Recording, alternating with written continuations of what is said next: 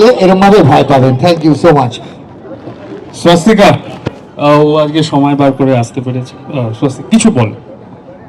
এটা কি বলে দিল বলতে নাকি? না না, এটা হ্যাঁ সরি, আমি সময় বার করে আজকে প্রমোশনে আসতে পেরেছি কারণ আমার আরেকটা দায়িত্ব আছে, সেটা সদ্য সদ্য দায়িত্বটা শুরু হয়েছে, কিন্তু ডেফিনেটলি সবার আগে ভানুপ্রিয়া ভূতের হোটেল সাইন করেছিলাম আমি।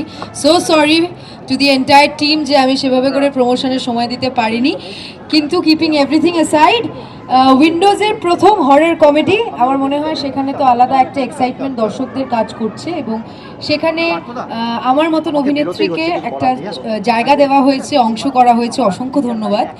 আর বাদবাকিটা আমরা 23 তারিখের পরে কথা বলছি। Thank you. আমি তো অরণ্যদেব।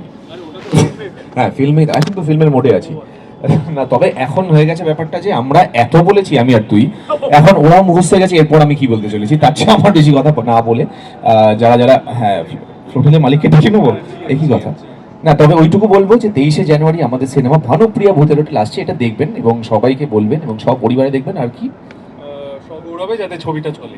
একদম, thank you so much, thank you. এখন তোমরা বসতে, প্লিজ বসো, প্লিজ বসো। আমি একটু কাইন্ডলি ফ্লোটেলের জেনারেল ম্যানেজার সৌমেন স্যারকে একটু ডেকে নেব অন স্টেজ। ও ও অরিত্র দা আছো?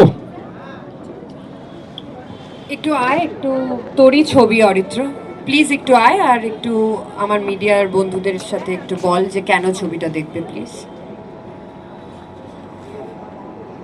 হ্যাঁ প্লিজ তুই একবার বল, ছোট্ট করে ছোট্ট করে। হ্যাঁ, সেটার কারণ হচ্ছে এই ছবিটাকে আমরা নাম দিয়েছি ত্রয়ী। শুধু হরর কমেডি নেই, তার সাথে রোম্যান্সও আছে। 23শে জানুয়ারির মাথায় রেখেই ছবিটা যেন বানানো হয়েছে। মজা পাবেন, আনন্দ পাবেন, হই হই করে ছবিটা দেখে ভাল লাগবে আশা করি। তাই সবাই এসে 23শে জানুয়ারি একটু হল ভর্তি করে ছবিটা দেখুন।